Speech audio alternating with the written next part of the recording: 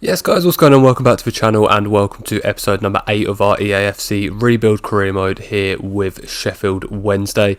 Happy Friday, happy start of the Premier League season. Obviously the first game tonight. Obviously if you do want to check out my predictions for the season in terms of table and also my predictions for game week 1, head on over to my shorts, and every week we will be predicting the scores for the upcoming game week, and then obviously you can play along at home. 5 points for a correct score, 3 points for a correct result, and 0 points for the complete wrong result, which will probably happen a lot, we'll be honest. But obviously make sure you head over to that, have a look at them, play along if you want to at home, and obviously at the end of the season and throughout the season we'll tot up the scores in background and see where we end up. But just going back to the episode, you can see in the background just having a look at some new young players that we have brought in across a variety of positions. No one being promoted to the first team squad just as of yet. Obviously, as we said a couple of episodes ago, we've got a decent squad at the minute. Obviously we've got Ikubo out injured, but we just want to obviously get the youth players sorted and get them into the best possible position before we do promote them. And then obviously in the background now you can see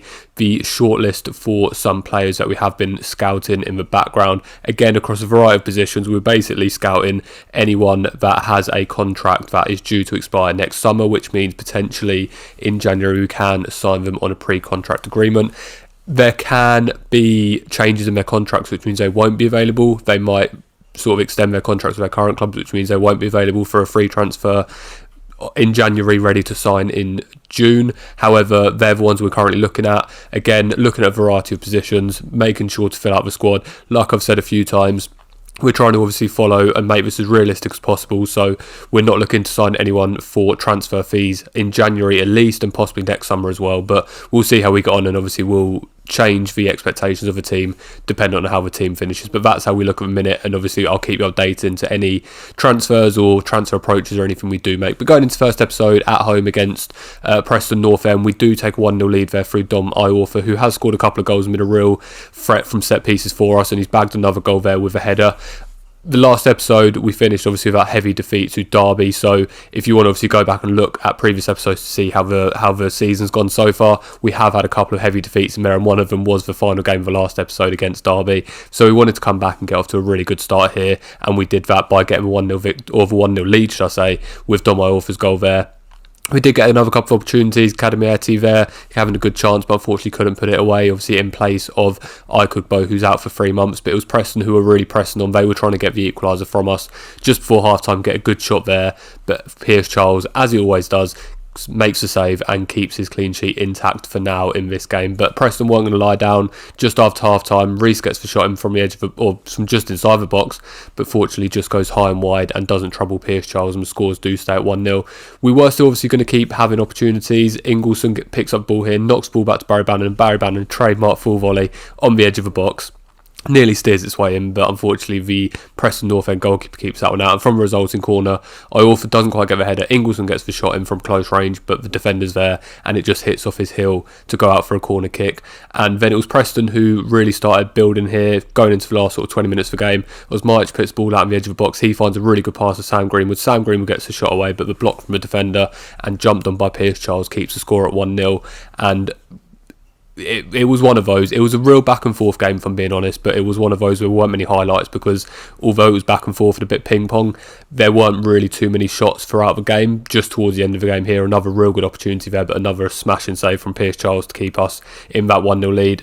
Then another chance here for Osmajic. They play the ball in behind. The defence can't get there. He gets a shot away, but Pierce Charles once again gets us the save, and he's been an absolute saviour for us this season. And again, if you want to see how well he's done, make sure you go back and watch previous episodes, because he's kept us in games at times and kept clean sheets and had a really good account of himself for a young goalkeeper, so done really well. But the score did end 1-0, so it was a good start to the episode in terms of obviously what happened in the last episode, and gives us that 1-0 victory going into the next game. And for some reason in the background, Alex Campbell gets into the first team here, and apparently he's making his first team debut. I don't know how that happened. He's played probably more than half the games this season already, so I don't really know why EAFC is saying that he's making his debut here, but there we go. He's playing, he's starting on the left wing, but it was Blackburn who started the stronger of the two. Cozy Dewberry getting a good chance there, but fortunately for us fired just over the crossbar. But Cozy Dewberry again using his skill, using his quick feet to get past our defence, gets a shot away, but Pierce Charles once again, as always, makes that save, tips it around the post, and it goes out for a corner kick to Blackburn Rovers. So Todd Cantwell over to the right hand side will take this, an outswing corner,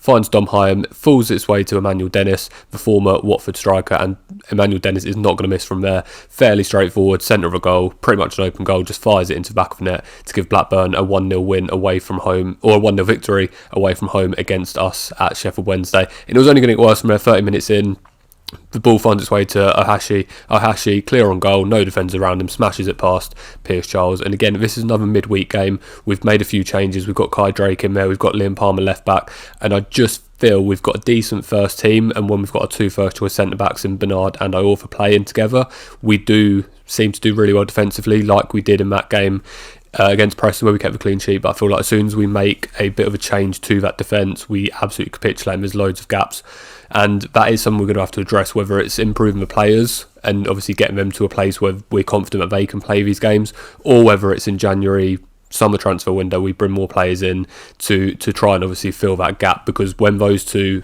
Bernard and Iorfa, are out, we really do seem to struggle defensively, and we seem to always have these big scoring games. And Blackburn taken 3-0 lead there. Hashi with his second of the game, ball hit the post again. It was one of those where he ran through pretty much clear of goal, hits the post, it fell back out to him, and then he finished the follow-up. But we did get a chance there. Dom Iorfa getting a good chance. As we said before, he's a real threat from set pieces, so he got the chance for a header, but unfortunately couldn't put it in the back of the net. But we did get a bit of luck.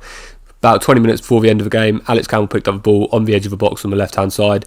Couple of step overs, tries to beat his man, but Rankin Costello does stick a leg out, pulls him down, and we do get a chance to get back into the game with 20 minutes left to go with a penalty. McNeil came on for Cadmerty at this point. We weren't going to give him the penalty with his first touch of the game, so we gave it to the captain, Barry Bannon. Looks to play it onto his right hand side, but unfortunately the Blackburn goalkeeper makes a good save. It wasn't the greatest penalty, for being honest. It wasn't in the corner, didn't have too much power on it, so unfortunately it did stay at 3-0 to Blackburn at this stage. And obviously with only 20 minutes left, it was one of those, as the time went down, the less chance we had of pulling ourselves back into this game. Even a 3-1, a 3-2, in a dreamland, a 3-3 draw at this point. It was becoming more and more impossible as the minutes ticked on, but we weren't going to go down line down. Devin Long, who came on as a substitute, the young winger, did get a chance there, but poor shot from him did deflect off a defender. And then about 10 minutes in, 10 minutes left to go, a really good ball from Ingleson there behind the defence, plays in McNeil, but unfortunately McNeil with a weak shot is easily saved by the keeper, to be honest. And that's one thing we need to work on. A lot of our shots we're getting the chances, but they are quite weak. Barry Bannon with a long range of air, no trouble to Ainsley Pears in the Blackburn goal.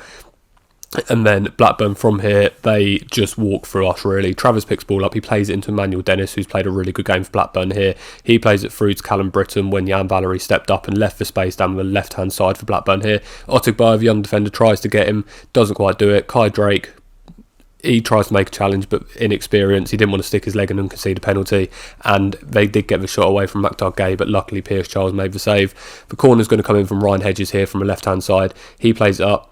Doesn't look like any danger here. Cantwell picks ball up, fires in a shot, gets blocked, but unfortunately it does fall to Emmanuel Dennis, and Emmanuel Dennis does get it past the goalkeeper to give Blackburn a 4-0 lead, and that is how the game is going to end in the final few minutes, with a 4-0 win for Blackburn. And again, it was the spaces we were leaving in our defence that really wasn't helping us. And we get a weird message after the game. The goalkeeper, Alexander Parkinson, if you remember from the last episode, he obviously said that he wanted to have more game time.